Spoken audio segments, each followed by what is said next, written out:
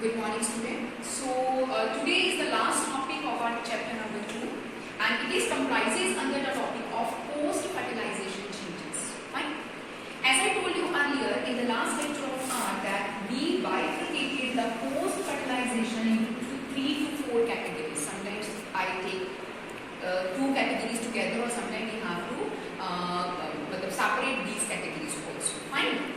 So the post-fertilization changes, first of all, endosperm formation is there, and we will read how the endosperm will be formed in our last lecture completely. Fine. Then there is a zygote formation. Fine, but after the endosperm zygote formation, it is to be formed, and then the development inside the zygote taken place. Then the embryo formation is to be taken place, and how the embryo formation taken place, we have completed it into the last lecture. Fine. We just left with when the embryo formation is to be there. Then after the embryo in the flowering plants, 2 things are made. One is called seed, and another is called as fruit. Fine. So now our main topic and the remaining topic is seed and fruit formation. Clear? So these are the subsequently topics which are gone by hand to hand and one to one and to another. Clear? So seed and fruit. So in 10th classes onwards we have to learn bache ovary develop into what thing after fertilization, and ovules develop or converted into what things after fertilization. So it's very, very simple. We just have ovary, and ovary develop into fruit after fertilization, right? And inside the ovary we are having ovules, and ovules are converted or developed into seeds. Fine. After fertilization. Now our main focus is to fruit and seed. The formation is to be taken place.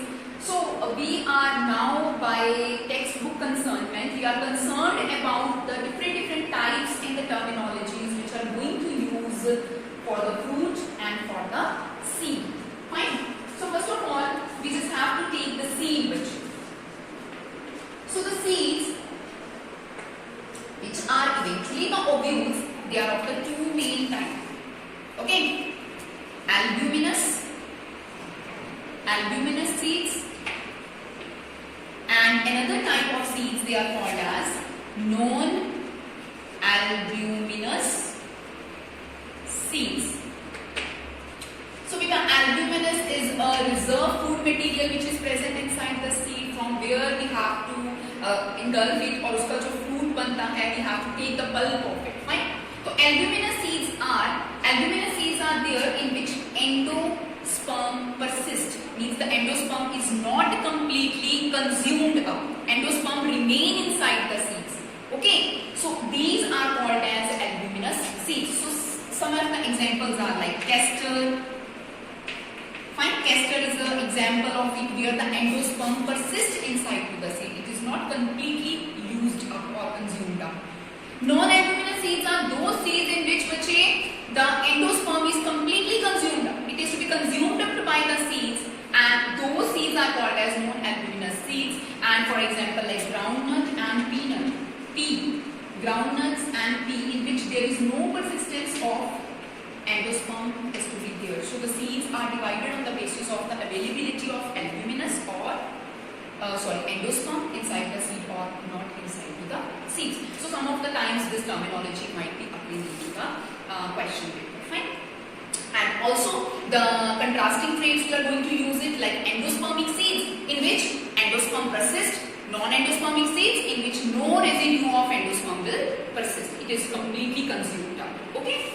Now there are 2 terms which are sometimes coming into your question paper. It is not perisperm. Fine. One is the perisperm, and another it is called as pericarp. So we can just recapitulate and remind when we are going to have the detailed structure of the anatropic ovule. Okay. In the ovule, first of all, the nucellus is present. Inside the nucellus, there is an embryo stem. So in some cases, in the seeds, that nucellus part is persist. Fine.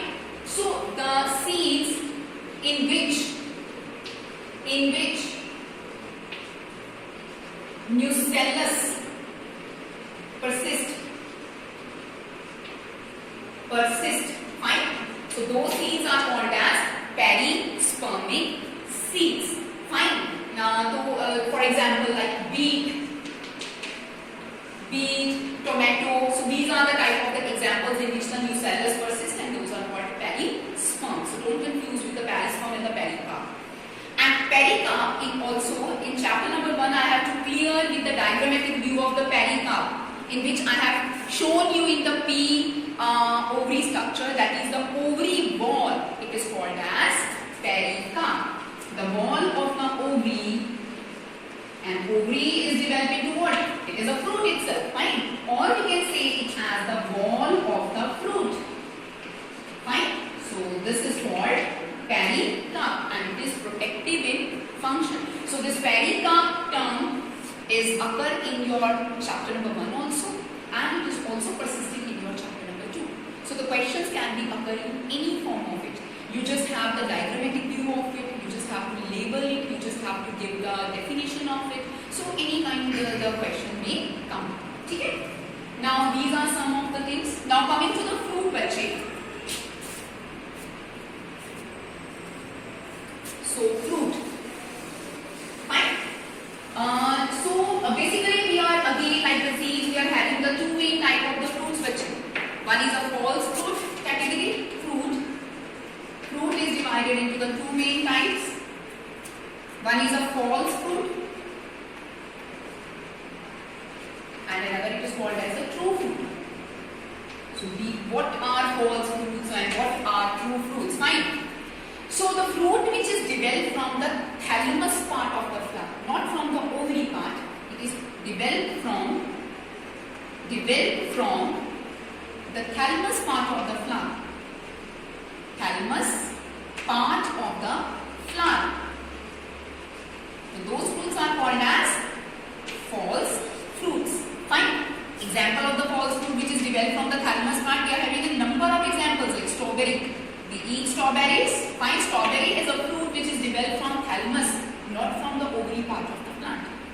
Okay. And what do you understand about the true fruits? Rest means number of the fruits, they are called as the true fruits because they develop from the ovary part of the plant. So this is coming out to be the exception from the fruits. Fine.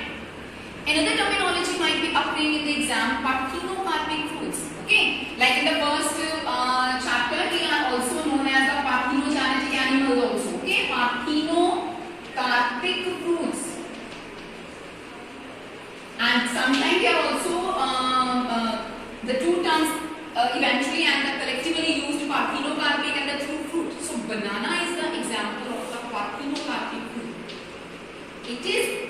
These are those fruits which develop without fertilization. The fruits which develop without fertilization. Fine. So there is no such kind of the fertilization in some of the fruits, and they can be developed as a whole. The ovary itself develop into the fruit. Fine. So the banana is the basic example of the parthenocarpic as well as of the case of the true fruit. It is developed from the ovary part. Basically, it is from the ovary part, but it develops without fertilization. So it will be clear. So beta, this is the basic terminology. You have to be very clear about the things कि अगर हम लोग use कर रहे हैं this terminology, so what does it implemented? वो किस flower को मतलब represent कर रहा है part? क्योंकि everything is to be developed from the ovarian part. Fine, clear? Now coming to the two small terminologies are there, and after completing these two terminologies, we are going to complete our chapter number 2 in detail. Fine. One is called apomixis.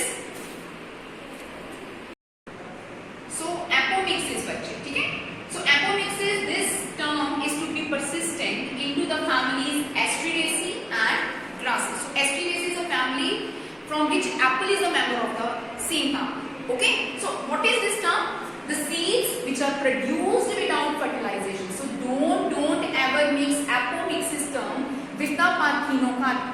Parthenocarpy is the development of the ovary, मतलब the without fertilization the ovary will develop. Fine. Without fertilization. What apomixis is seeds produced without the fruit produced without fertilization is Parthenocarpy. Seeds produced without fertilization is apomixis. So don't confuse these two terms. Fine. So this is clear. So now polyembryony. Poly means many. Embryony means number of embryo. So the occurrence of more than one embryo.